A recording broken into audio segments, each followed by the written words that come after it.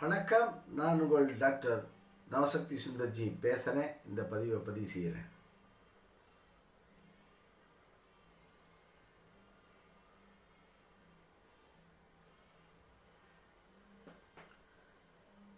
இது இன்னைக்கு என்ன சொல்ல போகிறோன்னு கேட்டால், பிரசன்னம்னா என்ன சார்?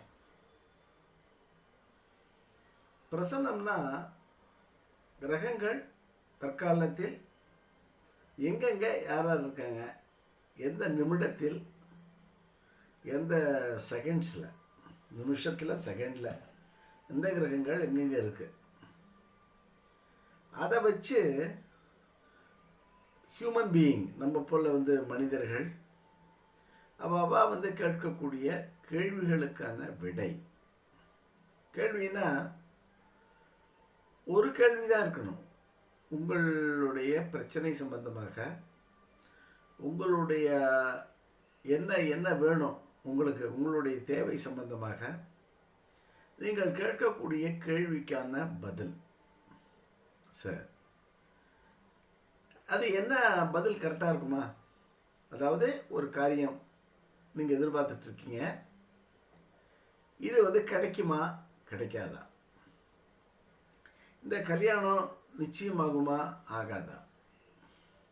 இப்போ நாங்கள் பார்த்துருக்கிற இந்த பெண்ணும் பையனும் ஜாதக பொருத்தங்கள்லாம் பார்த்துட்டோம், எல்லாம் பண்ணிட்டோம். ஒரு ஜோசியர் பொருத்தம் இருக்குன்றாரு, இன்னொரு ஜோசியர் இது சிவதோஷம் இருக்குது நீங்கலை அப்படிங்கிறாரு. மற்றொரு ஜோசியர் இல்லை இதில் இந்த ராகு கேது தோஷம் இருக்குன்றாரு. இன்னொருத்தர் இல்லை அது நல்லிஃபை ஆயிடுச்சுன்றாரு. இப்படி பலவிதமான குழப்பத்தில் நீங்கள் இருக்கும் பொழுது, ஆனால் உங்களுக்கு தெரியுது இந்த குடும்பம், அந்த குடும்பம் உங்கள் குடும்பத்தை விரும்புது, உங்கள் குடும்பம் பார்த்தீங்கன்னா அந்த குடும்பத்தை ரொம்ப லைக் பண்ணுறாங்க. ரெண்டு பேருக்கும் நல்ல குடும்ப பெரியவாளுகள்லாம் மனப்பொருத்தம் இருக்கிறது. பசங்களுக்கு எப்படி இருக்குன்னு கேட்டால், ஆண் பெண்ணுக்கு பார்த்தீங்கன்னா ரெண்டு பேருமே ஒருத்தர் பிடிச்சிருக்குன்னா இவளுடைய குணாதிசயமும் அந்த பையனுடைய குணாதிசயம் ஒத்து போகுது. ரெண்டு பேருக்கு நல்ல வேவ் லெங்த் கிடைக்கிறது, நல்ல பாசிட்டிவ் வைப்ரேஷன்ஸ் நடக்கிறது. ரெண்டு பேர் குடும்பத்திலையுமே நன்றாக பேசிக்கொண்டே இருக்கிறீர்கள். இப்படிப்பட்ட ஒரு சூழ்நிலையில் நம்ம மனித ஆட்கள் தானே, நம்ம மனித ஆத்மாக்கள் தானே. அப்போ நம்மளுக்குள்ளே நம்மளை அறியாமல் நம்மை சுற்றி உள்ள கோள்கள் நம்மளை இயக்கும் பொழுது, ஏன்னா மாதத்தில் கிரகங்கள் ஒரு ராசி விட்டு ஒரு ராசி மாறிடும். இப்போ போன மாதம் இருந்த மூடு இந்த மாதம் இருக்குமானா இருக்காது. ஏன்னா மாதக்கோள்கள்னு சொல்லக்கூடிய சூரியன், செவ்வாய், புதன், சுக்கிரன் இதெல்லாம் மாதக்கோள்கள். இந்த மாதக்கோள்கள் ஒரு ராசி விட்டு ராசி மாறும் பொழுது நிச்சயமாக போன மாதம் இருந்த அந்த தெம்பு இந்த மாதம் இருக்காது. இந்த மாதம் ரொம்ப சூப்பராக இருக்கும், அதே போல் அடுத்த மாதம் இருக்குமா, அடுத்த மாதமும் சில பேர் கிடைக்கும், 2 மாதம் சேர்த்தாப்புல கிடைக்கும், 3ஆவது மாதம் பார்த்தீங்கன்னா சொருவோடு இருப்பாங்க. இப்படி உங்களை பேலன்ஸ் பண்ணி கொண்டு போவார் கடவுள். இதுக்கு ஆதாரமாக எதை வச்சுப்பார்னா ஆண்டுக்கோள்களை வச்சுப்பார். ஆண்டுக்கோள்கள் ஒரு ஆண்டுக்கு ஒரு தடவை ஒரு இடத்தை விட்டு மறு ராசிக்கு செல்வார். இந்த இடத்த விட்டு இந்த இடத்துக்கு போவார், அடுத்த இடத்துக்கு போவார். இப்படி ஆண்டுக்கோள்கள். ஆண்டு இல்லாமல் பார்த்தீங்கன்னா 1.5 வருஷத்துக்கு ஒரு தடவை போனால் போகிறோம் அப்படின்னு சொல்லி ஒரே இடத்துலேயே உட்காந்துருப்பார், ஒரு ராசிக்குள்ளேயே உட்காந்துருப்பார் ராகு கேதுவை பொறுத்த வரைக்கும் பார்த்தீங்கன்னா 1.5 ஆண்டு காலங்கள் ஒரு இடத்துல இருந்துட்டு அங்கேருந்து அப்புறம் அதுக்கு அடுத்த ராசிக்கு போய் சேருவார். அப்போ அது வரைக்குமே கிட்டத்தட்ட ராகு கேதுவனுடைய நிலையில் அவளுக்கு வக்கரமோ அதிச்சாரமோ எதுவும் கிடையாது. அவள் ஒரு ராசிக்குள்ளே நுழைஞ்சிட்டான்னு சொன்னால் அந்த 1.5 ஆண்டு காலமும் அவங்க கொடுக்கக்கூடிய பலன்கள் கிட்டத்தட்ட ஒரே மாதிரியாக தான் இருக்கும். நட்சத்திரங்களில் அவர்கள் பிரயாணிக்கும் பொழுது அந்த நட்சத்திர ரீதியாக அங்கே உள்ள நட்சத்திரம் இருக்கு இல்லையா, ஒரு இப்போ ஒரு கடகம்னு எடுத்துக்கிட்டோம்னா கடகத்தில் புனர்பூசம் இருக்குது, பூசம் இருக்குது, ஆயில்யம் இருக்குது. ஆயில்யம் 4 பாதம் இருக்குது, மொத்தம் 9 பாதம். இந்த 9 பாதங்களில் பயணிக்கும் போது பார்த்தீங்கன்னா பாதத்துக்கு பாதம் கூட வித்தியாசமாகும். இப்போ பூசத்தினுடைய 4 பாதங்களில் வந்து அந்த ராகு பயணிக்கும் பொழுது 1வது பாதத்தில் பயணிக்கும் பொழுது கொடுக்கக்கூடிய குணாதிசயங்கள், கிடைக்கக்கூடிய பலன்கள் 2ஆம் பாதத்தில் கொஞ்சம் வேறுபட்டு காணப்படும். 3ஆம் பாதத்தில் அதை விட வேறு மாதிரி காண்பிக்கப்படும், நமக்கு நம்ம பலனடைவோம். 4ஆம் பாதத்தில் வேறு மாதிரி இருக்கும். அதே போல் ஆயில்யத்தில் வந்து 4 பாதங்களில் பயணிக்கும் பொழுது வெவ்வேறு விதமான பலன்களை கொடுப்பார். ஒவ்வொரு பாதத்துக்கு பாதம் வித்தியாசமாகும். அப்போ ஒரு ராசிக்குள்ளே நுழைஞ்ச உடனே ஒரே விதமான பலன்களை 1.5 ஆண்டு காலமும் கொடுக்க இயலாது. கடவுள் அப்படி வைக்கலை. கடவுளை வாழையை அப்படியே அப்படியே ஸ்ட்ரீம்லைன் பண்ணி கரெக்ட் பண்ணி தான் வச்சுருக்கார் ஒருத்தரையும். குருவாகட்டும், அது சனியாகட்டும், யாராக இருந்தாலும் சரி, குரு ஒரு வருட காலம் ஒரே ராசியிலே இருக்கார் அப்படின்னா ஒரே விதமான பலன்களை இந்த ராசியில் அமர்ந்து கொண்டு செய்ய முடியாது. குரு வந்து இப்போ வந்து இதில் இருக்கார், கடகத்தில் இருக்கார், அதிச்சாரத்தில் வந்து கடகத்தில் உட்காந்துருக்கார். அவர் வந்து அடுத்த மாதம் வந்து டிசம்பர் 5ஆம் தேதி போல் வந்து 5-6 தேதிகளில் வந்து அவர் மறுபடி ரிவர்ஸில் போய் புனர்பூச நட்சத்திரத்துக்கு தன் சொந்த நட்சத்திர சாரத்திற்கே மிதுனத்துக்கு சென்று விடுகிறார். அப்போ அவருடைய பார்வை பலன்கள்லாம் அப்படியே மாறும். இப்போ பார்க்கக்கூடிய பலன்கள் வேற, அதுக்கப்புறம் அவர் கொடுக்கக்கூடிய பலன்கள் மிதுன ராசிக்கும் சரி, ரிஷபராசிக்கும் சரி, மேஷராசிக்கும் சரி, பலன்கள் அப்படியே மாறுபடும். அப்போ அதிச்சாரமான அந்த கிரகம் ரிவர்ஸில் போய் மறுபடியும் தன்னுடைய சொந்த இடத்துக்கு தான் எங்கே இருந்தாரோ அங்கேயே போய்டுறார். ஆக மொத்தம் இதுவும் சேர்த்து தான் அவருக்கு அந்த ஓராண்டு காலம்ன்றது அது அவருடைய பயணம் நிர்ணயிக்கப்படுகிறது. ஓராண்டு காலத்தில் வந்து முன்ன பின்ன போய் வர்றார், வக்கரகதி அடைஞ்சு பின்னாடி போவார், இல்லைன்னா அதிச்சாரமாகி முன்னாடி போயிட்டு பின்னாடி வர்றார். இப்படி ஓராண்டு காலம் அவருக்கு நிர்ணயம் பண்ணி கொடுத்துட்டு சனி பகவானுக்கு 2.5 ஆண்டு காலம் கொடுக்குறாங்க. 2.5 ஆண்டு காலம் கொடுக்கும் பொழுது பார்த்தீங்கன்னா அவர் 2.5 ஆண்டு காலமும் ஒரு ராசியிலே இருப்பார். மறுபடியும் ஜப்பாய் முன்னாடி ராசியில் அதிச்சாரத்தில் போனாலும் போகலாம், இல்லை வக்கரகதி அடைஞ்சு பின்னாடி வரலாம். இப்படி 2.5 ஆண்டு காலத்தை அவர் நிர்ணயம் பண்ணி கொண்டு செல்கிறார். 9 பாதங்களில் பயணிக்க வேண்டும். ஒரு சாதாரண உத்தியாசமாக கணக்கெடுத்துட்டோம்னா 3 மாதம், ஒரு குறிப்பிட்ட 10 நாட்கள் 15 நாட்கள் கணக்கு ஒரு பாதத்தில், அவ்வளவுதான். அதில் வந்து அதை பொறுத்து அந்த இதுகள் மாறும். ஏழரை சனியினுடைய காலகட்டங்களில் பலன் கூறும் பொழுது பார்த்தீங்கன்னா அந்த பாதங்கள் வந்து நீங்கள் எந்த நட்சத்திர பாதங்களில் நீங்கள் பிறந்திருக்கிறீர்களோ, உத்திரட்டாதி அப்படி சொன்னால் உத்திரட்டாதியினுடைய 3ஆம் பாதம் 2ஆம் பாதம், அப்போ அந்த பாதங்களில் பயணிக்கும் பொழுது கூடுதலான அந்த நமக்கு கொடுக்கக்கூடிய கெடுபலன்கள் கூடுதலாக காணப்படும், கூடுதலாக நம்மளை ஆட்டுவிக்கும் அப்படின்னு நம்ம எடுத்துக்கணும்.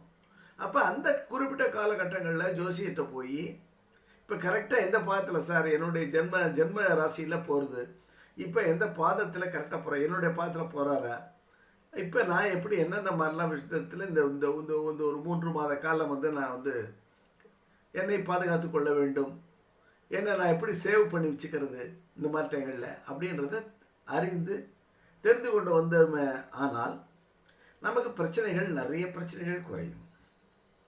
ஜோதிடம் என்பதே முழுக்க முழுக்க ஒரு கணக்கு சார்ந்தது, கணிதம் சார்ந்தது.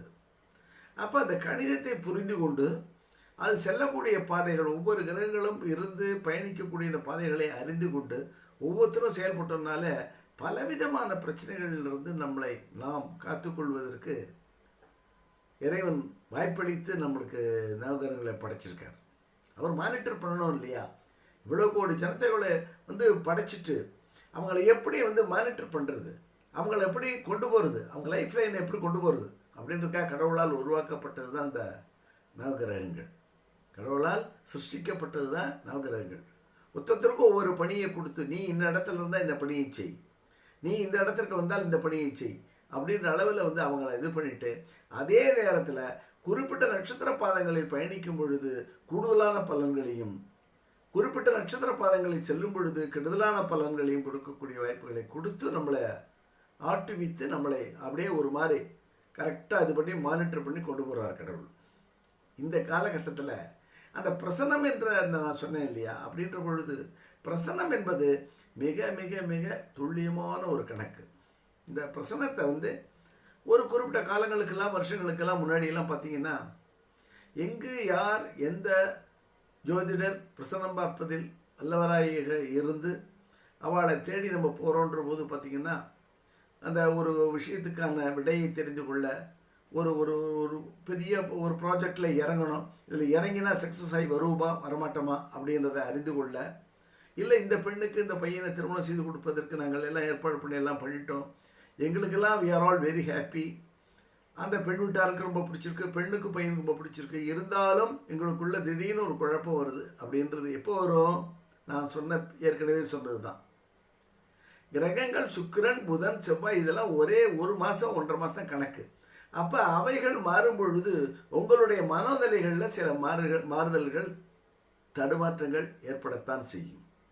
அப்போ நீங்கள் அந்த குழப்பத்தை அடையும் பொழுது, அந்த குழப்பத்தில் நீங்கள் இருக்கும் பொழுது நீங்கள் சென்று யாரை பார்க்கணுன்னா ஜோசியரை தான் பார்க்கணும். சார் ஜோசியர் ஒரு இடத்துல இருப்பார், ஏதோ ஒரு ஊரில் இருப்பார், மதுரையில் இருப்பார், இல்லை சென்னையில் இருப்பார்.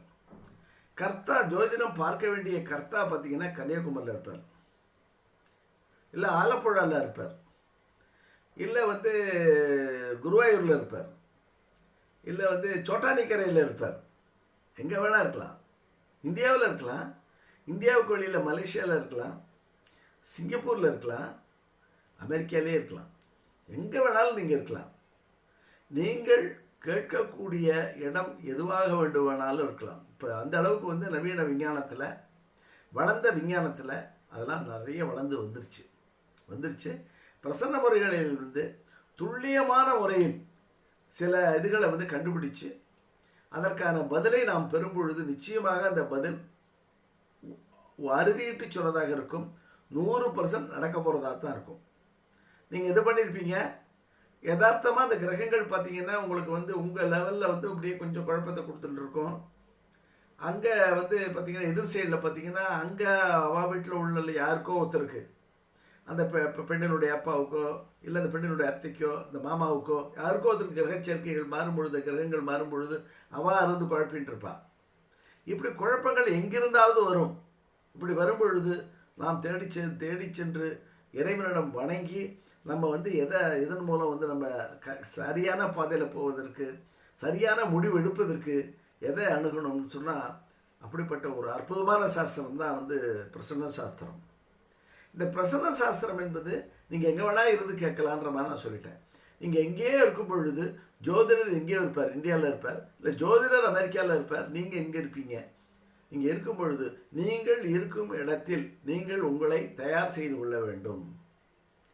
எப்படி தயார் பண்ணிக்கிறது?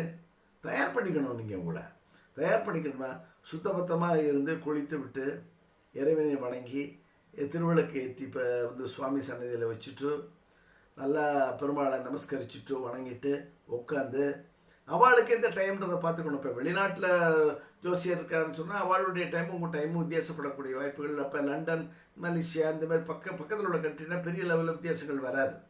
துபாய், அரப் கண்ட்ரிஸ்னால் பெரிய லெவலில் வராது. யூஎஸ்ஆர் இருந்தால் வேறு மாதிரி தான் வரும். அப்போ வரும்பொழுது உங்களுக்கு நைட்டுன்னா அவளுக்கு பகல்ன்ற நேரத்தில் உங்களுடைய நைட் டயத்தில் நீங்கள் கேட்க போகிறீங்கன்னா நீங்கள் இந்த மாதிரி சுத்தபத்தமாக குளிச்சுட்டு உட்காந்துட்டு பெருமாள் விளக்கை ஏற்றிட்டு சுவாமி சன்னதியில் விளக்கை ஏற்றி வச்சுட்டு ஒரு நைவேத்தியங்களை வச்சு பெருமாளுக்கு படைச்சிட்டு இங்கே உட்காந்து நின்று அந்த ஜோசியரிடம் காண்டாக்ட் பண்ணி அந்த ஜோசியர் உங்களுக்கு கோஆப்ரேட் பண்ணி அவர் நீங்கள் கேட்கலாம், இன்றைக்கி பிரசனம் நான் பார்த்து சொல்லிடுறேன் அப்படின்ற ஒரு நிலையை ஒற்றுக்கொண்ட பின் நம்ம உட்கார்றோம்னு சொன்னால் அவள் நம்பர் கேட்குறான், அவள் நம்பர் கேட்பா. அதில் பல நம்பர்கள் கேட்கக்கூடிய பிரச்சனைகள் நிறைய இருக்குது. அதை வேறு ஒரு காணொலியில் அதுக்கான விளக்கங்களை நான் விரிவாக கொடுக்குறேன். அப்படி நம்பர்களை கேட்கும்போது பார்த்திங்கன்னா அவள் ஒரு நம்பரை வச்சுக்கிண்டு அப்போ அந்த நிமிஷத்தில் அந்த வினாடியில் கிரகங்களுடைய அமர்வுகளையும் நகர்வுகளையும் கணக்கில் எடுத்துக்கொண்டு நீங்கள் கேட்கக்கூடிய கேள்விக்கு உள்ள பாவத்துக்கு அந்த கிரகங்கள் அந்த பாவங்கள் இப்படி வேலை செய்கிறது, அந்த பாவ காரகன் யாரு? நீங்கள் ஜென்ரலாக கேட்கக்கூடிய கல்யாண சம்பந்தமான கேட்கக்கூடிய கேள்வின்னு சொன்னால் அது சுக்கிரனை சார்ந்து விடும். நீங்கள் கேட்கக்கூடிய பாவம் என்ன? 7ஆம் பாவம். அப்போ பிரசன்னத்தில் 7ஆம் பாவம் என்ன பாவகாரகன் யாரா வரா, அந்த பாவகாரகன் என்னென்ன பண்ணுறார், பாவம் என்னென்னலாம் சொல்கிறது, என்ன ரிசல்ட்டை சொல்கிறது அப்படின்றத அப்படியே ஒரு நிதர்சனமாக எடுத்து தூக்கி போடுவார் கடவுள். நிதர்சனமாக இதுதாண்டா ரிசல்ட்டு, பிடிச்சிக்கடா தூக்கி விட்டு எறிவார். பார்த்தீங்கன்னா அவ்வளோ ஆனந்தமாக இருக்கும், அவ்வளோ ஆச்சரியமாக இருக்கும். அந்த பதிலை துணிச்சலாக ஜோதிடர் அறிவிப்பார். இது இப்படி தான்மா இருக்கும், சூப்பராக இருக்குமா, அருமையாக இருக்குமா, நீங்கள் ப்ரொசீட் பண்ணுங்கம்மா அப்படின்னு வரும். அந்த வினாடியே நம்மளுடைய கவலைகள் நீங்கிவிடும். நாம் நம்மிடம் தோன்றிய அந்த குழப்பத்தை தூக்கி அறவே விட்டு எறிஞ்சிட்டு ப்ரொசீட் அப்படின்ற ஒரு தைரியத்தோடு இறங்கி நின்று அடித்தோம்னா சிக்ஸர் தான். இறங்கி நின்று அடிக்கணும். பிரசன்னத்தில் மட்டும் உத்தரவு வந்துருச்சு அப்படின்னு சொன்னால் நீங்கள் வேண்டக்கூடிய தெய்வமும் உங்கள் குலதெய்வமும் ஜோதிடர் உபாசனா தெய்வத்தை வைத்துக்கொண்டு கேட்டுக்கொண்டு உபாசனா தெய்வத்தினுடைய துணையோடு அந்த ஜோதிடர்கள் சொல்லக்கூடிய அந்த உத்தரவு, அந்த பதில், அந்த வாக்கு அற்புதமாக இருக்கும். அற்புதமாக பலித்தே தீரும் என்ற நிலையை பல சந்தர்ப்பங்களில் பல நிகழ்வுகளில் அரசியல்வாதிட்டேருந்து அதிகாரிகிட்டேருந்து எவ்வளோ பேர் என்னிட்ட பார்க்கும் பொழுது, அரசியல்வாதியிலேருந்து அதிகாரிலேருந்து என்னை அணுகி கேட்கும் பொழுது அவர்களுடைய கேள்விகளுக்கு மிக மிக துல்லியமான பதிலை துணிச்சலாகவும் தைரியமாகவும் நான் கொடுத்ததின் அனுபவங்கள் எனக்கு நிறைய இருக்கு. நூற்றுக்கணக்கான அனுபவங்கள் இருக்கிறது. அப்படிப்பட்ட அனுபவங்களில் நான் கொடுத்த பதில்கள் தான் நடந்தது. நடந்தே தீரும் என்பது உண்மை. அந்த நடந்தே தீரும்ன்றது என்னால் எதுவுமே கிடையாது. நடந்தே தீரும் என்பது எதனால் இவ்வளவு துணிச்சலாக என்னால் சொல்ல முடிகிறது என்றால், நிச்சயமாக சொல்கிறேன், அந்த இறைவன் நம்மளுடைய உபாசனா தெய்வம் நின்று நமக்கு பதில் சொல்லிவிடும். கேள்விக்கு பதில் அவர் கொடுத்துருவாரு. ஆனால் நீ அவரை பயன்படுத்திப்ப. அவரை நீ பயன்படுத்திக்கணும்னா அது உன்னுடைய உபாசனா தெய்வமாக இருக்கணும். ஜோசியருக்கு உன்னுடைய வேண்டுகோளை அவர் உடனே நிறைவேற்றி வைக்கக்கூடிய தெய்வமாக நீ உபாசனை செய்து வைத்திருக்க வேண்டும். அப்படிப்பட்ட தெய்வம் நிச்சயமாக உனக்கு பதிலை கொடுக்கும். அந்த பதில் அந்த கர்த்தாவுக்கு நல்ல ஒரிஜினல் பதிலாக இருக்கும், உண்மையான பதிலாக நிச்சயமாக இருக்கும் என்று இந்த சந்தர்ப்பத்திலே கூறிக்கொண்டு பிரசனம் என்பதனுடைய தாற்பயத்தை இந்த காணொளியின் வாயிலாக விளக்கி நிறைவு செய்கிறேன். நன்றி, வணக்கம். நான் உங்கள் டாக்டர் நவசக்தி சுந்தர் ஜெய்.